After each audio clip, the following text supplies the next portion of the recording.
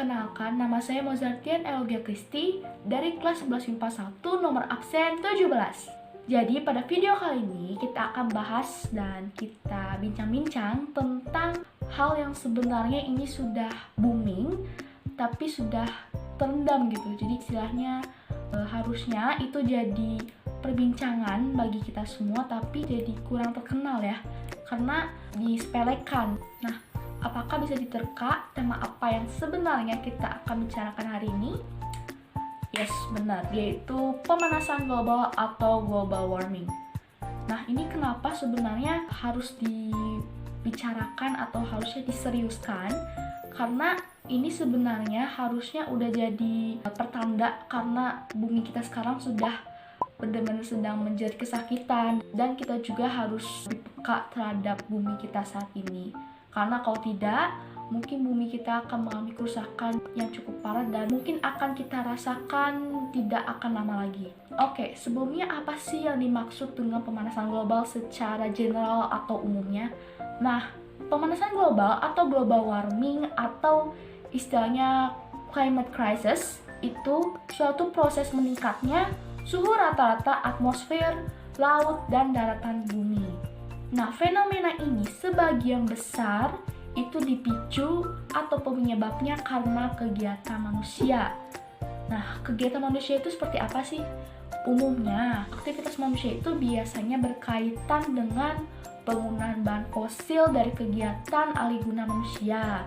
Nah, semakin banyak jumlah di atmosfer, terutama gas karbon dioksida, dan menghasilkan efek rumah kaca. Nah, jadi efek rumah kaca itu apa sih? Efek rumah kaca adalah kejadian di mana panas di bumi terperangkap karena terhalang oleh gas emisi seperti karbon dioksida pada atmosfer. Oh iya, kenapa harus sebutannya rumah kaca sih? Kenapa nggak sebutannya rumah batu bata atau rumah kayu misalnya? Nah, coba kita ilustrasikan, kita bayangkan rumah kaca yang biasanya itu buat pertanian ya, itu kan buat menanam tanaman di situ.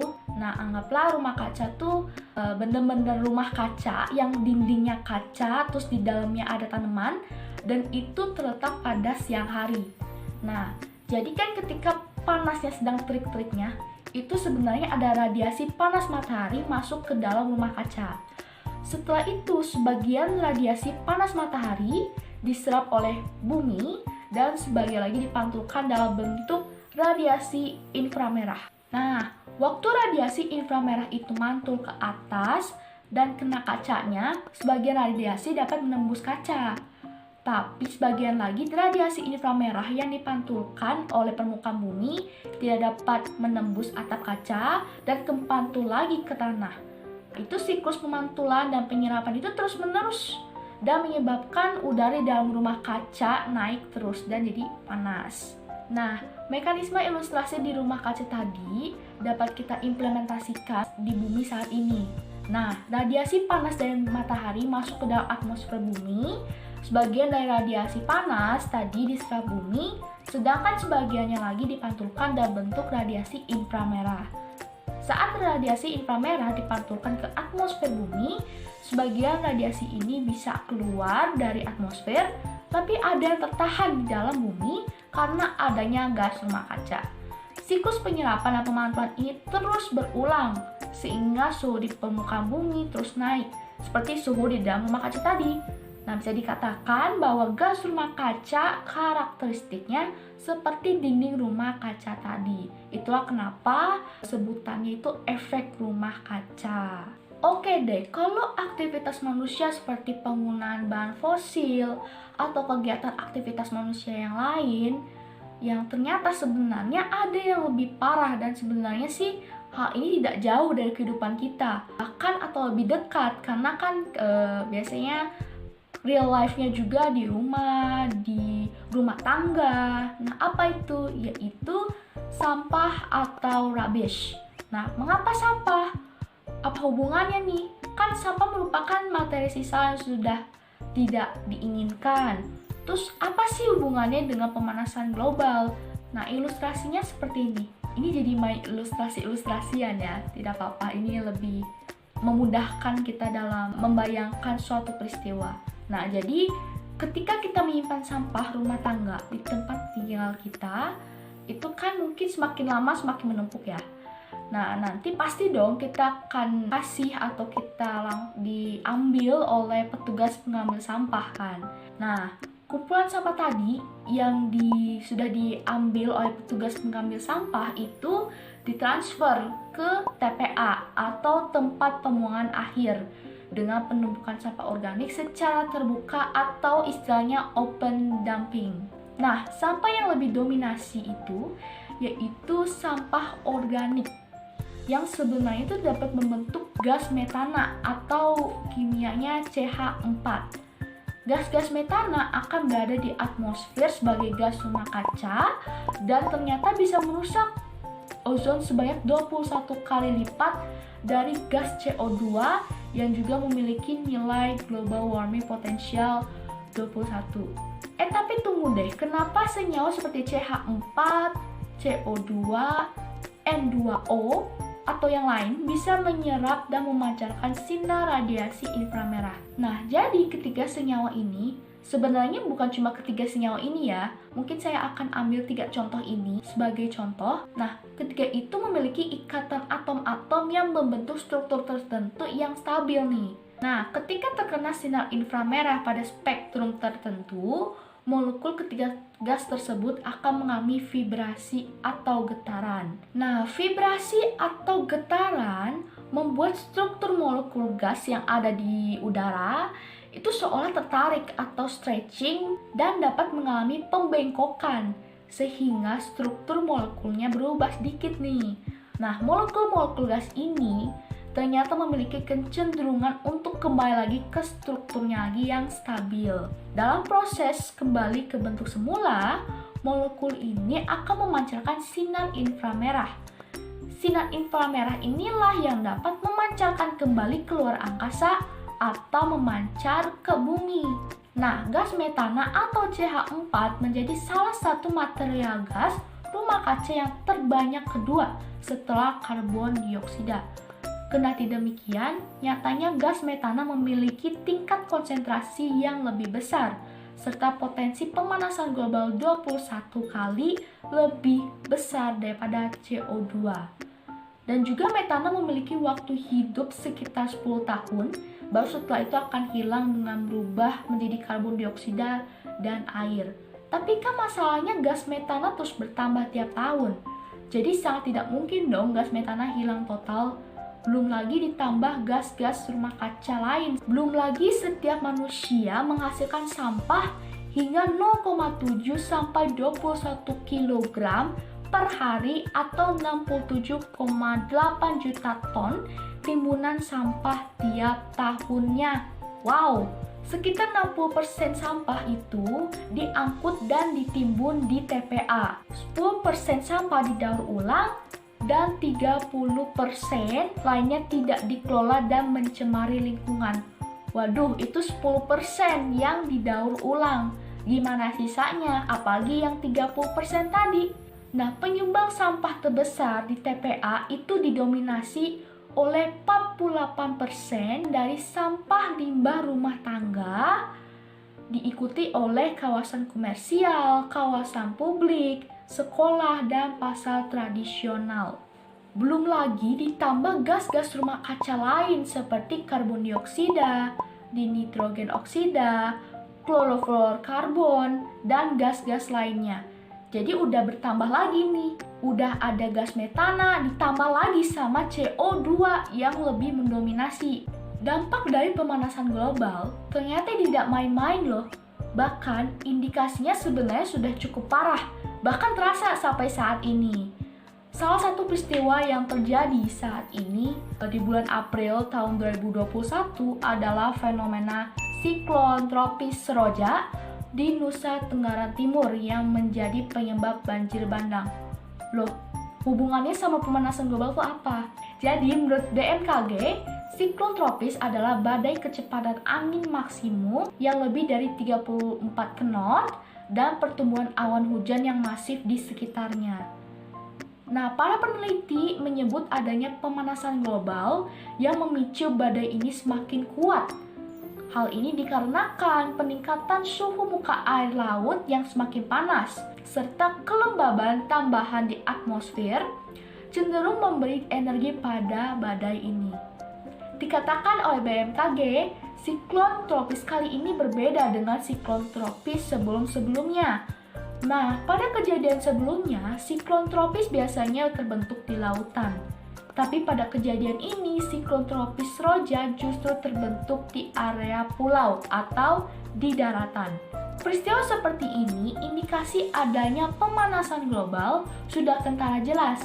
Ya, meski masih dijadikan hipotesis ya, namun setidaknya kita sudah tahu nih penyebab awal terjadinya fenomena siklon tropis Roja. Nah, peristiwa seperti ini sudah seharusnya menjadi tamparan bagi kita semua. Karena peneliti mencatat bahwa bumi sedang mengalami peningkatan suhu yang cukup parah. Bahkan di tahun 2020 menjadi tahun terpanas kedua setelah tahun 2019. Ada lagi dampak lainnya, yaitu kenaikan permukaan air laut.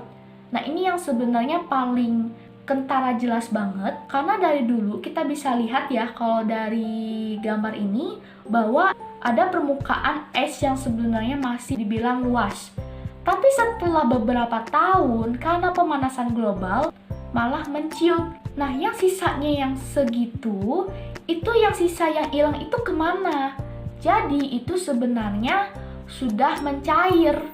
Itu akibat adanya pemanasan global tadi dengan adanya perubahan cuaca dan iklim, serta penipisan lapisan ozon yang menyebabkan es di kutub utara mencair. Nah, sekedar informasi, Jakarta diprediksi menjadi kota pertama di dunia yang akan tenggelam di tahun 2050 nanti. Wah, ini udah nggak bisa dibiarin lagi. Nah, belum lagi pemanasan global juga menyebabkan tersebarnya penyakit menular seperti penyakit malaria, penyakit demam berdarah dengue, penyakit kaki gajah, dan juga penyakit akibat virus, bakteri, dan plasmodium karena kenaikan suhu tadi yang menyebabkan mereka tuh semakin sulit untuk dibunuh. Mungkin ini juga alasannya kenapa virus corona itu sangat sulit untuk dibasmi. Selain juga karena mereka juga mempunyai tingkat mutasi yang tinggi, tapi ternyata mereka juga ada faktor dari luarnya nih, seperti adanya habitat yang di sekitarnya itu panas gitu. Pertanyaannya, bisakah kita menghentikan pemanasan global? Bisa nggak ya? Jawabannya tidak bisa. Kita hanya bisa memperlambat pemanasan global saja. Tapi untuk melakukannya pasti sangat sulit dong. Bahkan menurut para ilmuwan, mereka lebih sepakat untuk memperlambatnya dengan cara mengurangi pengeluaran gas emisi rumah kaca ke udara. Nah, setidaknya seluruh negara di dunia sudah sepakat nih untuk mengurangi gas emisi rumah kaca secara berkala agar suhu bumi tidak terlalu naik-naik sekali. Nah, kenapa tuh kita tidak langsung meng-cut atau menghentikan pengeluaran gas emisi rumah kaca? Nah, karena kalau kita berhenti mengeluarkan gas rumah kaca ke udara, saat ini juga suhu bumi akan tetap panas dong. Bahkan jika kita tidak melakukan apa-apa, mungkin ke depannya bumi akan mengalami hal yang lebih parah lagi. Dari berita yang saya dapat, ini menurut PBB, kita hanya punya waktu 12 tahun untuk cegah malapetaka pemanasan global. Yang berita ini diterbitkan pada tahun 2018. Nah, berarti kalau di tahun 2021 ini, kita ada 3 tahun, hitung dulu. Berarti kita masih punya waktu 9 tahun untuk mencegah pemanasan global ini. Untuk itu kita harus bertindak cepat nih agar dapat mengurangi gas emisi rumah kaca. Nah, sebenarnya cara penanggulangannya dapat kita langsung terapkan di rumah loh. Nah, karena ini juga tentang sampah, kita bisa lakukan berdasarkan prinsip 3R, yaitu reduce, reuse, dan recycle. Ini bahkan menjadi rahasia umum ya kalau misal menggunakan 3R ini. Tapi pertanyaannya, apakah kita niat untuk melakukannya? Nah, kita coba dari reduce. Reduce adalah mengurangi penggunaan barang yang akan menjadi sampah. Contohnya kita bisa pakai tote bag untuk membawa barang-barang belanjaannya. Biasanya kalau kita belanja atau ngebawa barang belanjaan kan kita pakai plastik. Nah, kita bisa nih ganti dengan tote bag tadi.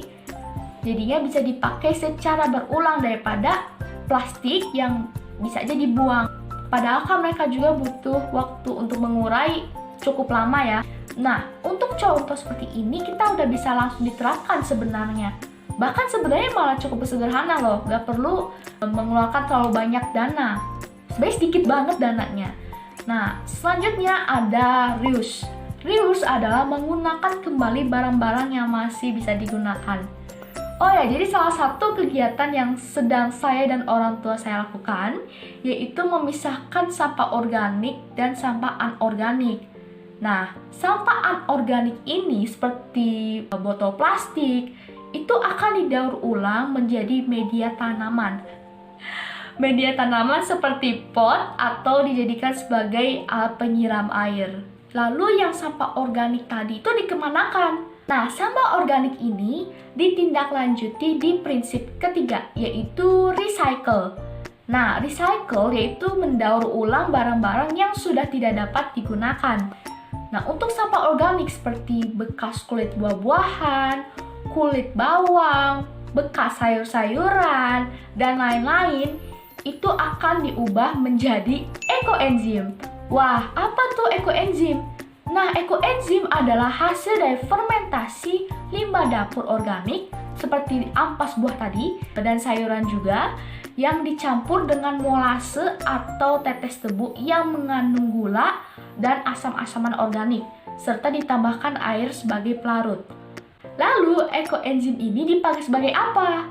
Nah, sebenarnya ekoenzim ini sangat serbaguna loh. Ekoenzim ini bisa dipakai sebagai cairan pembersih alami seperti cairan pembersih rumah, baju, bahkan sayur dan buah dari pestisida juga bisa.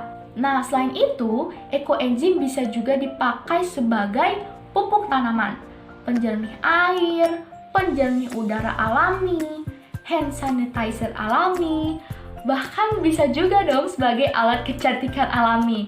Dalam bidang medis, ekoenzim mampu melawan parasit dan kuman yang menyebabkan infeksi dalam jantung, keputihan, radang otak, radang paru-paru, dan lain-lain.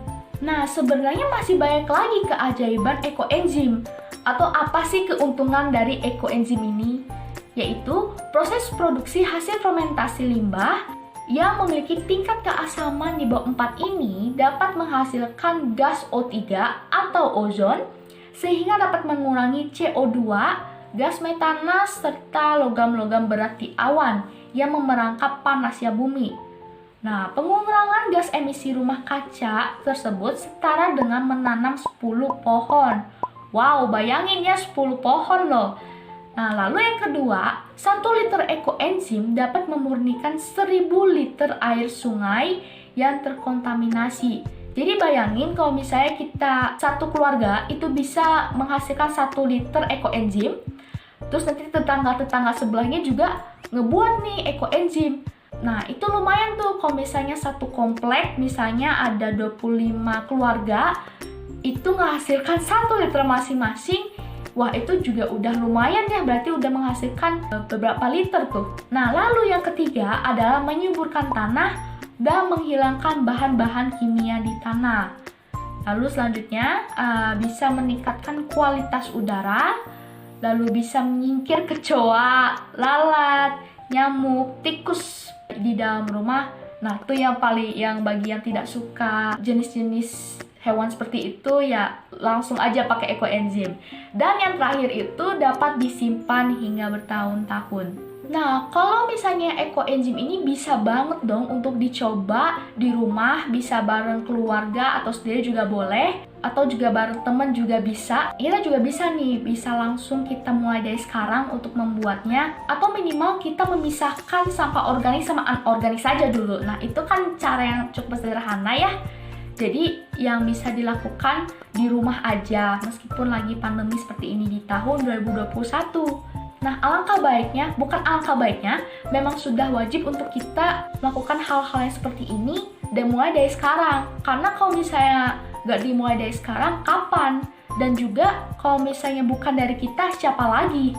Toh kalau misalnya kita juga dimulai dari kita terus melakukan, kalau orang lain melihat, nah pasti orang lain juga pasti akan ikutin apa yang kita lakukan, yaitu yang bertujuan untuk mengurangi pemanasan global dalam kurun waktu 9 tahun. Oke deh, kita berada di akhir acara. Kita berada di penghujung acara. Kok acara? Nah, akhirnya kita berada di penghujung materi kali ini.